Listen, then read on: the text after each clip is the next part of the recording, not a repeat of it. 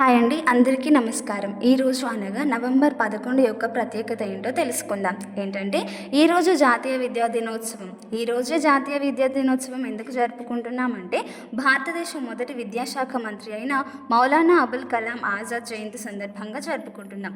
ఈయన పూర్తి పేరు అబుల్ కలాం గులాం ముహియుద్దీన్. ఈయన భారత స్వాతంత్ర సమర ముఖ్య నాయకులలో ఒకరు. అతను ప్రఖ్యాత పండితుడు మరియు కవి. ఈయన Arabic, English, Urdu, Hindi, Persian మరియు బెంగాలీ మొదలగు అనేక భాషల్లో ప్రావీణ్యుడు. అతను వాదనలో రారాజు మరియు పటిమలో మేటి. అతను తన కలం పేరు ఆజాద్గా స్వీకరించాడు. ఈయన నవంబర్ 11, 1888 మక్కా నగరంలో జన్మించాడు. ఈ మక్కా నగరం ఆఫ్ఘనిస్తాన్లోని ఒక నగరం. ఈయన బ్రిటిష్ పాలనకు వ్యతిరేకంగా తిరుగుబాటు ఉద్యమాన్ని చేపట్టారు.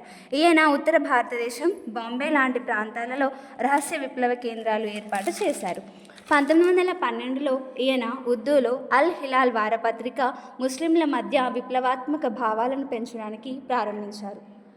ఈయన స్వతంత్ర భారతదేశంలో మొదటి విద్యాశాఖ మంత్రిగా 1947 నుండి 1958 వరకు పండిత్ జవహర్లాల్ నెహ్రూ మంత్రివర్గంలో సేవలందించారు.